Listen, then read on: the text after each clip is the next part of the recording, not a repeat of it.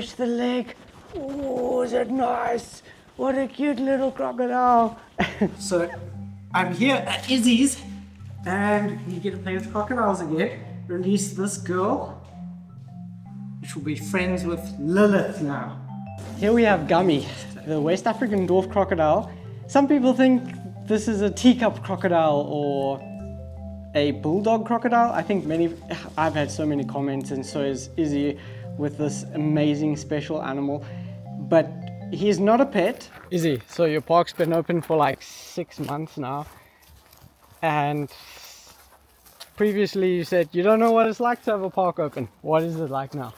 Everything in life is learning, and everything about learning is chaos. And if we cannot incorporate love into chaos, and if we cannot incorporate love into peace and chaos into peace, we can never grow. And growing is the only answer. So guess what? What's it like owning a park? I don't know yet, even though I've got one. I'm still learning. I'm living every single day. Even though I'm dead inside, I validate myself with life. Not enough people come through, come visit. Yeah, you guys have got to come through, got to come visit, got to learn, connect to nature, and just have an overwhelming good time. But one of the main things about having a park, it's incredibly stressful for me, and well, I thrive off stress. So come here, stress me out. Cheers. There's a lot of work going on, 24/7, updates, changes, new animal camps, caring for old animals. But should crocodiles be pets? I think that's the point of today's video. No, crocodiles shouldn't be pets. None of these animals should be pets. And when you do look at buying, for example, a reptile, think of it like a tropical fish tank, especially venomous snakes and stuff like that. When you look at it, it's more for your pleasure of enjoying the animal in a natural environment. You don't need to actually interact fully with it and that all the time. But the moment you do that, you're kind of interfering with what the whole obsession was begun with in the first place. Okay, so I think about a few months ago, we spoke about Gummy and your special relationship with him.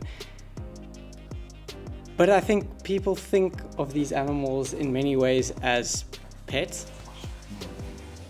And I can come really fast in front of his face. I can feed in response, nothing. He knows my hand immediately. Maybe it's the painted nails, but he knows it's my hand. He's not going to act aggressively towards food or anything. Crocodiles aren't pets. So look, a lot of people buy it because they want it to flash their ego, myself included. A lot of people want it because it's unique. It's a novelty animal to have in your collection and pretend like it's your pet or your thing that you have a connection with. But in actual fact, they're not. They're a species of animal that has existed here for very, very, very long before us.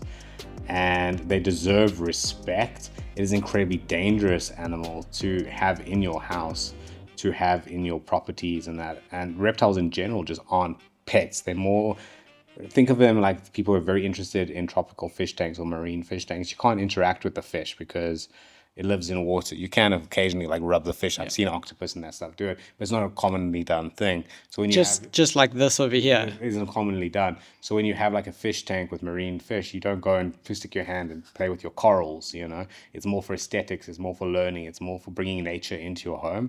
So if you want a crocodile and you're going to bring nature into your home with it, like build it an epic enclosure in your yard and it's safe for you, your family, your neighbors, everything else. Yes, then I would say go ahead and do it. But also, it would be nice if you could do it for the sake of the species as well. So it's not just selfishly for your human instincts. It's all about mutual respect. Yeah, it's like a centimeter long. Teeth are growing nicely now. Was that annoying? I mustn't touch your teeth. I won't touch your teeth. All about respect. So, and also make sure that the animal's best interest is kept in mind, not just stacking animals upon animals because you love them and it's the addiction. I coined the thing the other day, SAS, for snake acquisition syndrome. So I think maybe we can call it RAS for reptile acquisition syndrome, that many of us tend to get because we actually love these animals and absolutely love them, but that love for the animal overtakes, or that love for the collecting of the animal overtakes the love of the animal. That makes a lot of sense, and I think we do get stuck in that trap of hoarding the animal.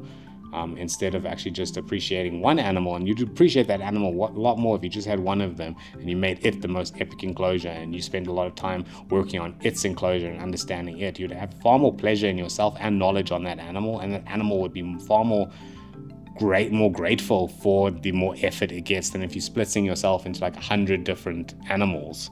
So animal hoarding is a problem. But I think one of the main things is if you could educate people, like for example, say you've got a rare snake or a crocodile in your collection or in your household and you want to give back to that species, educate people on that species, do YouTube videos, do Instagram videos, try and educate people on the species, why it is important, because there's not an animal on this planet that doesn't deserve to be on this planet, except for cheetah. That'll get easy to talking on a whole different tangent there. There isn't an animal that doesn't deserve life and to be respected and not to be endangered. I think if you look at it as a beautiful display and interest, something that captivates your heart, a bit of nature in your home, then yeah, it's okay. And as long as the animal's happy, well kept and well looked after.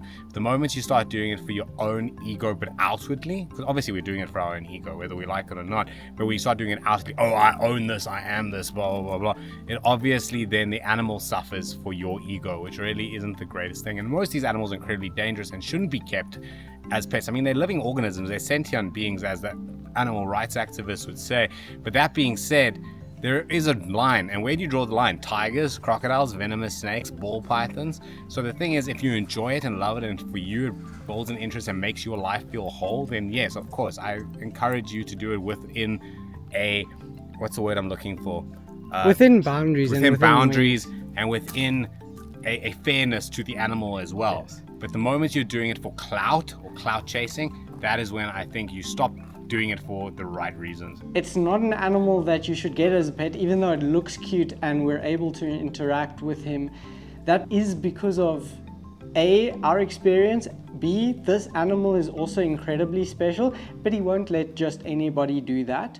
And it's not something that everybody should try. We're trying to show you the beauty of these animals and get rid of the stigma and create a love for the unloved animals, because they deserve love and attention. That doesn't mean you need to love an animal like Israel and myself do, who go all mad and crazy about specific reptiles. You just need to not want to kill them, not want to harm them, and just appreciate them, I suppose, because they are spectacular animals. But that doesn't mean it's something that's there for a pet. If you want a pet, go get a dog.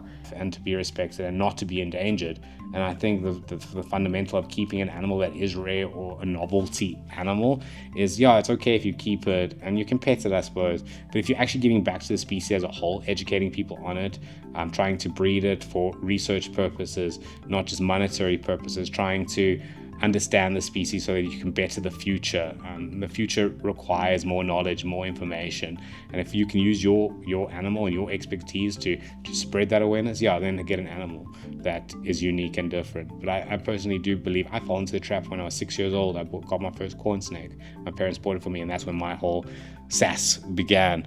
But at the same time, now as an older person, I can actually understand that if you give back to the species, it's way more worth it. But these animals are not pets. It's not something you should sleep in your bed with or cuddle with. I mean, snakes don't like being cuddled. If you think about it, it's unhealthy for them. So if they do allow you to put them in your hoodie, allow you to put them on, be grateful for that, because that's actually detrimental to that animal to be touching those fibers, being touched, stressed out all the time. It's actually You're not supposed to touch polyester.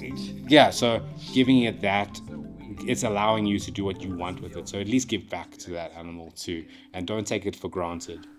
Izzy, so is this an AI crocodile? Totally AI. Totally AI.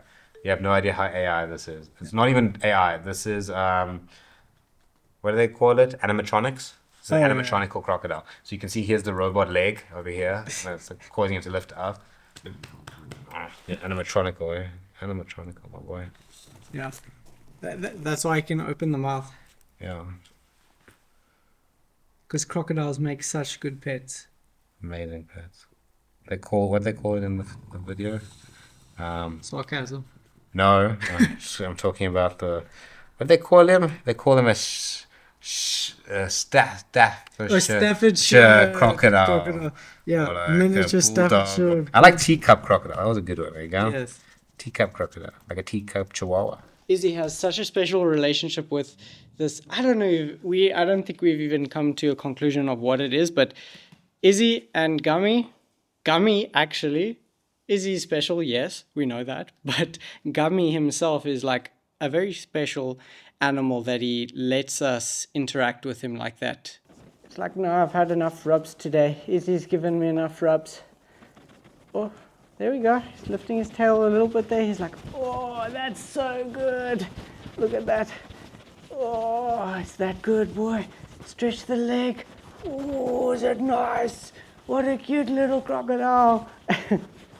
And yes, I'm kind of personifying this animal or anthropomorphizing it, which isn't something that one should really do because these are animals that are animals. They're not humans. We shouldn't give human qualities in every sense to these animals.